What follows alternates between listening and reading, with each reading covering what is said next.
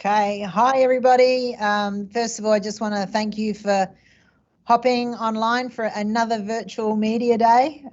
It's crazy that we're still doing this virtually, but super excited and pumped to be back day one. It's meeting day for us today. We haven't actually been on the turf yet, but that will happen tomorrow morning.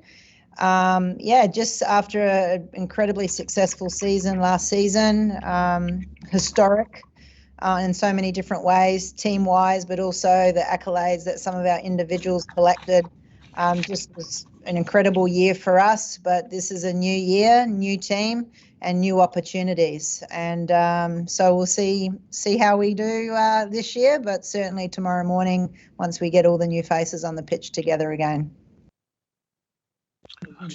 Justine, how does your expectations never change, but inside the program, but after last year, you probably, not that you were looked differently before, but you make it to a Final Four. How does that change perception, and how does it change anything the way you do anything as far as outside expectations now, you being one of those programs that made it? Yeah, nothing will change from the way I do things or the way the coaching staff will do things. Our mission is to prepare, compete, and win championships, and to always make the NCAA tournament, and then consistently be in the top 4 or top 6 in the country. We're that close to winning a national championship, to make a Final Four. And in our sport, even just to make the NCAA tournament is no easy feat. So the way we do things, that's not going to change at all. Do I feel a little bit of pressure or the expectations that we can repeat a Final Four appearance? Yes, it's a little bit challenging. I don't know what that feedback is. Coach, just talk a little bit, if you would, about can you hear me okay? I can, but can anyone else hear the ringing in the background? I hear it too. Okay, I'll try and focus then, but sorry, Paulie, I'll just finish up. But I think there might be an expectation within our players themselves that it can be easily achieved again, and it cannot. Just in the last 2 or 3 years, you've had 3 Final Four programs that don't make the NCAA tournament the next year. Wake Forest, BC, UVA. So that's in the back of my mind, and we'll just continue to be hungry and humble every day with what we do. Coach, kind of a change for you this year, life after Meche, Mercedes Pastor, all the things that she did for the program in the past 4 years. How much does it change the way that the offensive structure sets up now and what you all do? Yeah, and I would be remiss not to mention Meg Schneider as well. Like we're missing, even though we have only two individuals that have graduated and are moving on. They were 2 critical pieces of our puzzle. I talk a lot about the spine down the middle of the pitch, and Meg was our centre back, and Meche was either our centre striker or centre mid. When you look at our scoring opportunities or the percentages of scoring, I think it's like 47% we've now lost. And just what she was able to generate, just our attacking opportunities. But she's, some people would say she's a once in a lifetime player. But now it provides opportunities for others to step up. Maybe they were sitting in the background and just letting her run the show on attack. But it's going to give some amazing opportunities for some other individuals. I know that Ali Bidding is always pushing me to get up a little bit higher on the pitch, so maybe more goals from Ali.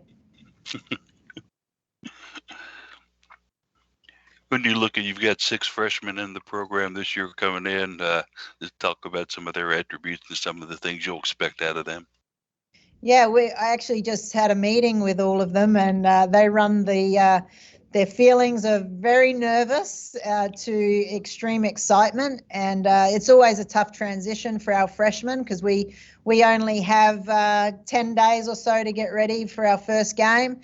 We also only had one that came in for summer term 3, and that usually gives that opportunity to just ease the nerves, orient themselves around campus, meet everybody, the coaches, the training staff, their teammates, and the rest of them are very, very new, only have arrived the last couple of days. So, I'm going to certainly manage my expectations and see how they perform out there. I think one that I'm very excited to see is Mila, and I'm still learning how to pronounce her last name, but a goalkeeper coming in to join Sam Minrath.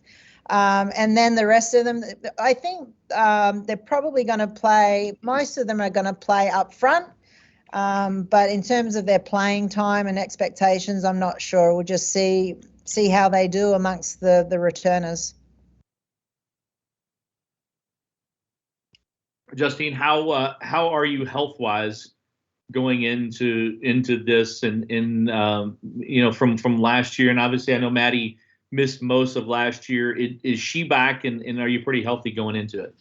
Yeah, we're pretty healthy going into it. What I'm really proud of our sports performance team, and we do a lot of load monitoring with the GPS system. And so all of our returners, we've got plenty of data to make sure we're taking good care of them. I thought we did just incredibly well last year at not having any significant injuries, considering we were undertrained going into the first season, but also such a long season.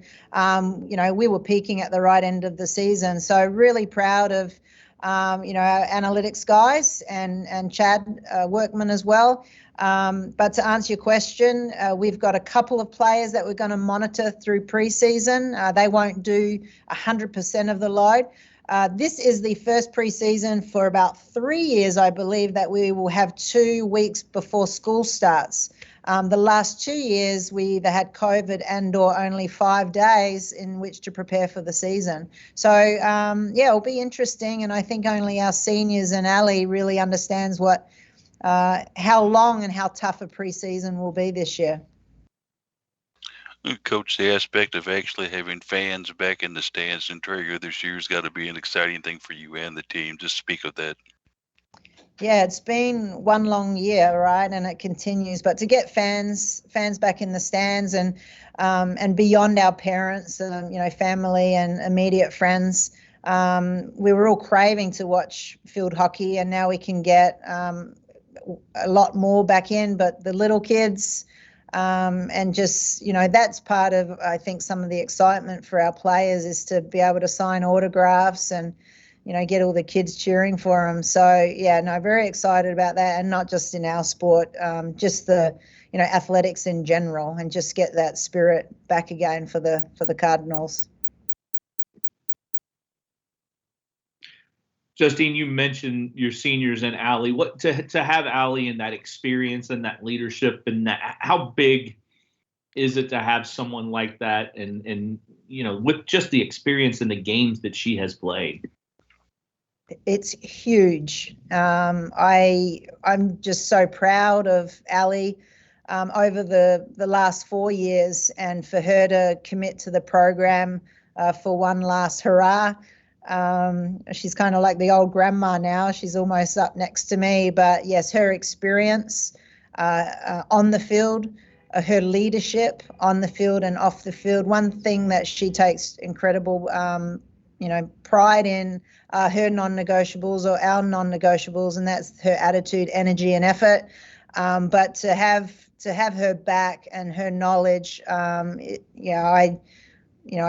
I'm so thankful and grateful that she's back with us. Anything else for Justine? No, we're good.